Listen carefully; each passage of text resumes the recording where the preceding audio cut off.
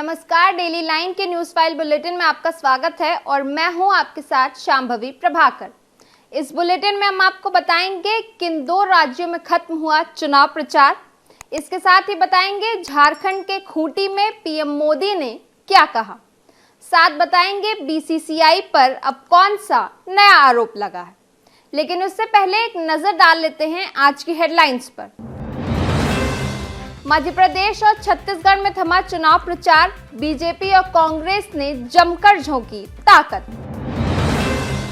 जम्मू कश्मीर में हुआ बड़ा सड़क हादसा, 36 लोगों की मौत, 19 घायल। झारखंड के खूंटी में पीएम मोदी ने कहा, देश हमेशा आदिवासी योद्धाओं का रहेगा ऋणी, 7200 करोड़ की परियोजनाओं की दी सौगात। बीसीसीआई पर एक बार फिर लगा बड़ा आरोप, भारत न्यूजीलैंड सेमीफाइनल की बदली गई पिच, आईसीसी ने भारतीय बोर्ड से मांगा जवाब।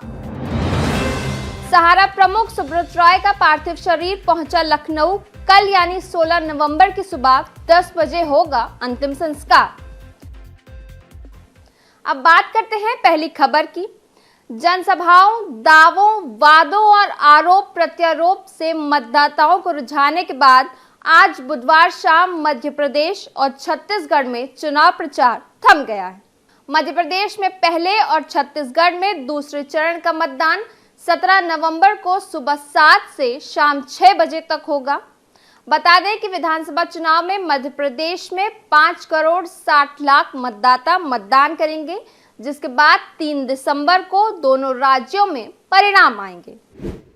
अब बात करते हैं अगली खबर की।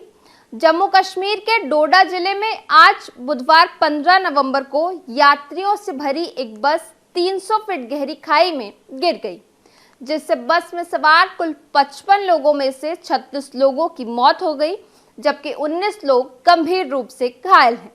ये बस किश्तवाड़ से जम्मू जा रही थी। इसी दौरान बटोटे किश्तवाड़ नेशनल हाईवे पर तुरंगल अस्सार के पास बस सड़क से फिसलकर गहरी खाई में गिर गई। ऊंचाई से गिरने के कारण बस क्षतिग्रस्त होकर पलट गई थी। घटना की सूचना पर पुलिस और एसडीआरएफ की टीमें रेस्क्यू के लिए पहुंची। हादसा इतना भयानक था कि अंदर फंसे लोगों को बस काटकर बाहर निकाला गया।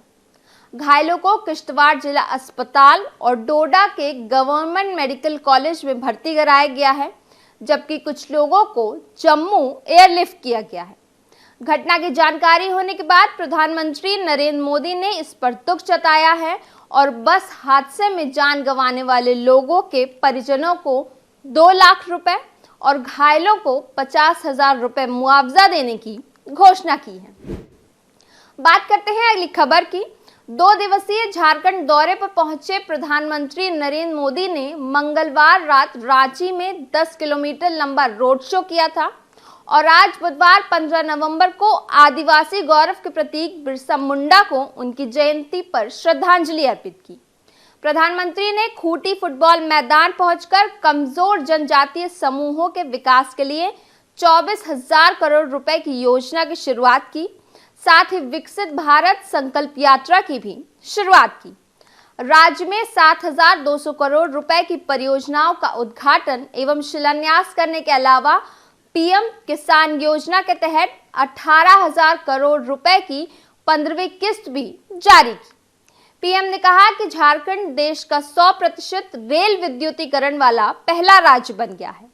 इसके साथ ही उन्होंने आदिवासियों के योगदान के प्रति आभार व्यक्त करते हुए कहा कि आदिवासियों ने देश के लिए महत्वपूर्ण योगदान दिया है, लेकिन उन्हें उचित मान्यता नहीं मिली। प्रधानमंत्री ने आगे कहा कि देश हमेशा आदिवासी योद्धाओं का ऋणी रहेगा। अब बात करते हैं अगली खबर की। भारत न्यूजीलैंड सेमीफाइनल मुकाबले के बीच बीसीसीआई पर एक बड़ा आरोप लगा है। इसमें कहा गया है कि सेमीफाइनल मैच से पहले पिच को बदल दिया गया है। दरअसल सेमीफाइनल मैच का आयोजन वानखेड़े स्टेडियम की 7वें नंबर की पिच पर होना था, लेकिन अब यह 6ठे नंबर की पिच पर हो रहा है। पुरानी पिच होने के कारण इससे स्पिन गेंदबाजों को ज्यादा मदद मिल सकती है। इसी के चलते बीसीसीआई पर यह आरोप लग रहे हैं कि उसने जानबूझकर मैच से पहले पिच में बदलाव किया है। बता दें कि इस पिच पर विश्व कप में 2 मुकाबले खेले जा चुके हैं। इसके बाद आईसीसी ने पिच को लेकर बीसीसीआई से जवाब मांगा है, जिस पर बीसीसीआई ने आरोपों को खारिज करते हुए कहा कि आईसीसी के कंसल्टेंट पिच बनाने के समय मौजूद रहते हैं, उनके निर्देश पर ही सारे काम होते हैं, वही बताते हैं कि किस मैदान पर किस पिच का इस्तेमाल किया जाएगा। अब बात करते हैं अगली खबर की। सहारा प्रमुख सुब्रत रॉय ने मंगलवार रात मुंबई के धीरूभाई अंबानी अस्पताल में आखिरी सांस ली थी, जिसके बाद आज 15 नवंबर को सुब्रत रॉय का पार्थिव शरीर लखनऊ स्थित सहारा शहर पहुंच चुका है। यहां उन्हें अंतिम श्रद्धांजलि के लिए रखा गया है। इसके बाद कल यानी गुरुवार 16 नवंबर की सुबह 10 बजे बैकुंठ धाम में उनका अंतिम संस्कार होगा। बता दें कि सुब्रत रॉय लंबे समय से बीमार थे और 12 नवंबर से अस्पताल में भर्ती थे। सहारा इंडिया ग्रुप ने बताया कि सुब्रत रॉय को मेटास्टैटिक मैलिग्नेंसी, डायबिटीज और हाई ब्लड प्रेशर की समस्या थी, जिसके चलते उन्हें अस्पताल में भर्ती कराया गया था, जहां कार्डियो रेस्पिरेटरी अरेस्ट की वजह से उनका निधन हो गया। अब बात करते हैं अगली खबर की। इजराइल की सेना आज बुधवार 15 नवंबर को गाजा के सबसे बड़े अल शिफा हॉस्पिटल के अंदर घुस गई, जहां हॉस्पिटल के अंदर सैनिकों और हमास के लड़ाकों के बीच जंग जारी है। वहीं इजराइल ने हमास संगठन से सरेंडर करने को कहा है। इजरायली सेना ने दावा किया था कि इसी अस्पताल के नीचे हमास का हेडक्वार्टर है।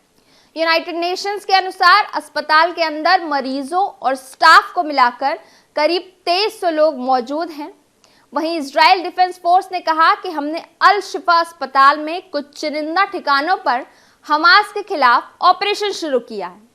इजराइल ने गाजा सिटी सेंटर और संसद पर भी कब्जा कर लिया है। बता दें कि इजराइल और हमास के बीच 40 दिनों से जंग जारी है। वहीं गाजा में अब तक 11,300 लोगों की मौत हो चुकी है, तो इजराइल में करीब 1200 लोगों ने अपनी जान गंवाई है। डेली लाइन के इवनिंग न्यूज फाइल बुलेटिन में बस इतना ही। बने रहिए डेली लाइन के साथ।